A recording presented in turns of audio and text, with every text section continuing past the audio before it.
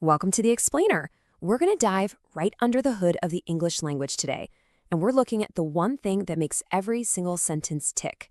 I'm talking about the verb. So take a look at this sentence. Does it seem right to you? If you're not sure, you're not alone. This kind of thing trips up even native speakers all the time. But stick with me, because by the end of this, you're going to know exactly what's wrong here and how to fix it. No problem. Okay, let's get right into it. We'll start with the absolute basics. What even is a verb? And why do we call it the engine of a sentence? All right, so if you look it up in a grammar book, you'll get something like this. You know, the main word and the predicate.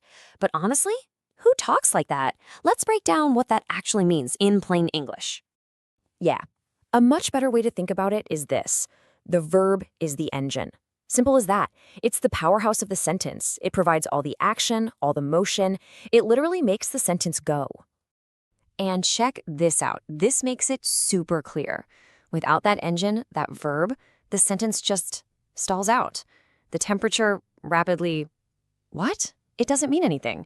But pop in that verb, dropped, and bam, the temperature dropped rapidly. Now we've got a complete thought. It works. But wait, it gets more interesting. Verbs are definitely powerful, for sure, but they don't always fly solo. Sometimes they actually team up. And when they do, we call that a verb phrase. Think of it like a little team. You've got your main verb, that's the star player, and then you have one or more helping verbs that back it up, adding all this extra detail and meaning. And you know, these phrases can get kind of long, up to 4 words. Just watch how this builds. We start with a simple action, right? Mailed. Then we add a helper. Been mailed. Then another. Have been mailed. And another. Should have been mailed. See how each little word adds a whole new layer of meaning? It's pretty cool. So here are some of the most common helping verbs you're going to see all the time. These are the trusty sidekicks, the ones that give our main verbs all their different shades of meaning. Okay, so we've established that verbs can work in teams, but what do they actually do in a sentence? Well, it really boils down to 2 main jobs. They either show an action or they create a connection. So on one hand, you've got your action verbs. These are the doers. They can be physical things, like skidded or ran, or they can be mental actions like believed. Then, on the other hand, you have verbs that just act as a connector. We call those linking verbs. Now, a linking verb doesn't show any action at all. Its whole purpose, its only job, is to be a bridge. It connects the subject, in this case, Jordan, to a word that describes him, like angry. You can almost think of it as an equal sign in word form.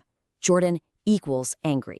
But okay, here's where it can get a little tricky. Some verbs are like chameleons. They can be an action verb in one sentence and a linking verb in another. So how in the world are you supposed to tell the difference? Well, lucky for us, there's a super simple test. All you have to do is try swapping out the verb with a form of to be, like is, are, or was. If the sentence still makes perfect sense, like Jordan is angry, then congratulations, you found yourself a linking verb. It's that easy. All right, you ready for the fun part? Let's take everything we've just covered and use it to tackle some of the absolute trickiest verb pairs in English. These are the ones that get people all the time. I'm not kidding. These verb pairs are notorious. They trip up everybody, from people just learning English to native speakers who've been using it their whole lives. But the good news is, once you see the pattern, you'll get it.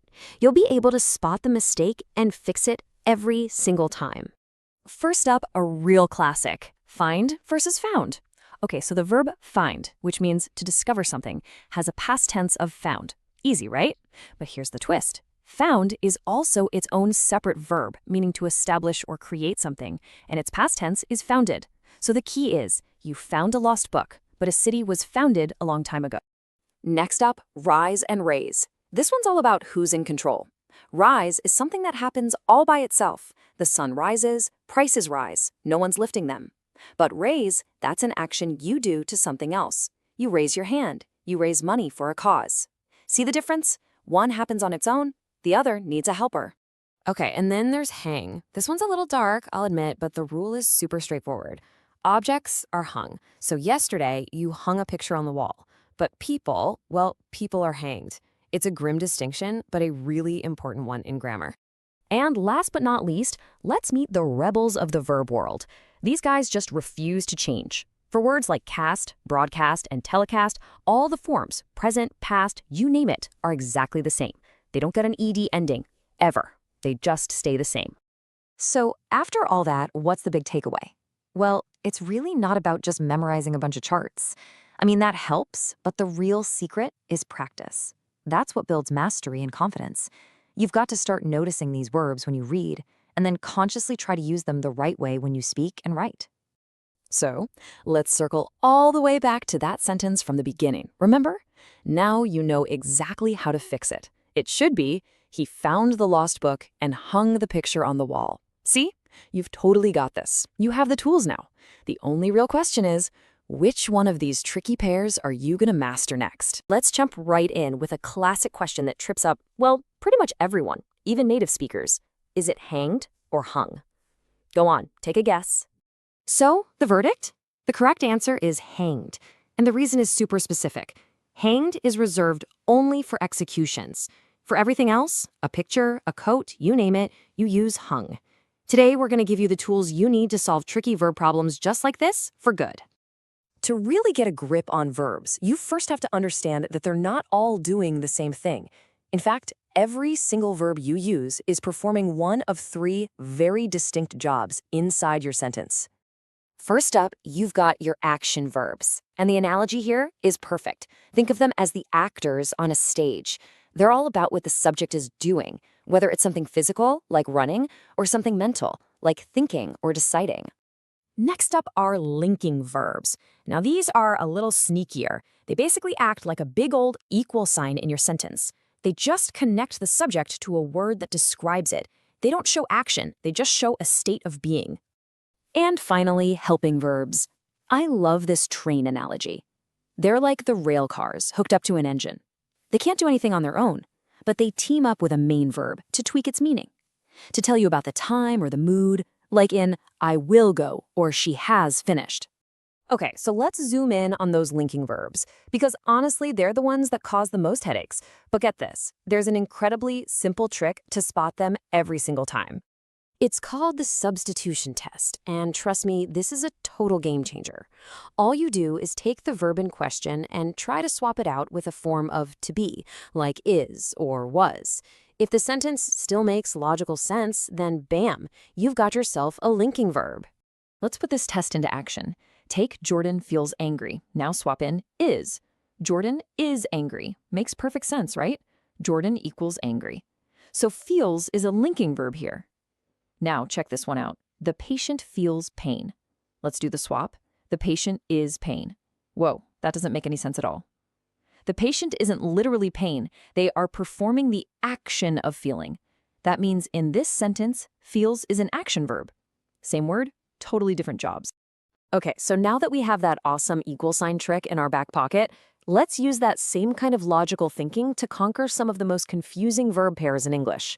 You know the ones. Ah, yes, the classic showdown, lie versus lay. This one is a monster. So lie is to recline. It's something you do yourself. Lay is when you place an object down. Simple enough, right? Well, here's the twist. The past tense of lie is lay. Seriously, no wonder everybody gets this wrong. So, here's what you do. Just burn this simple example into your brain.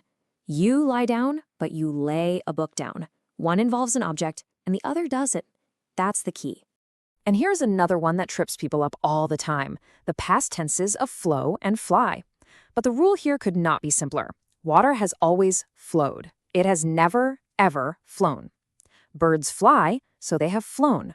Rivers flow, so they have flowed. All right, for our final section, we're going to take all this logic and apply it to something a little more imaginative. We're talking about something called the subjunctive mood. So have you ever stopped and wondered why we say, I wish I were a bird, instead of I wish I was a bird? I mean, I was is usually correct, right? Well, there's a really cool reason for this special case. This little piece of grammar magic is the subjunctive mood, and the rule is actually super easy to remember. Anytime you're talking about a wish, a hypothetical, or something that just isn't true right now, you always use were. You can think of it as the official verb for what if. And check this out. This rule applies to literally everyone. If he were rich, She acts as if she were the boss. I wish I were. Suppose you were. It might feel a little strange, but it's not a mistake. It's the proper grammar for imagination. And this what-if logic doesn't just stop there. It actually extends to other verbs too. When you make a wish about the present, you use the simple past tense form of the verb. So you don't say, I wish I know the answer. You say, I wish I knew the answer. That little shift to the past tense is the signal that we're in fantasy land, not reality. So, at the end of the day, what's the point of all this? It's not just about being a grammar nerd. As this quote puts it so perfectly, think of grammar as the blueprint. Words are just the materials. One without the other is useless if you want to build powerful and precise ideas. So the big takeaway here is that with just a few simple tricks, you can master the logic of the language. It's not so scary after all. The question is, what part of the blueprint should we break down next? Let us know.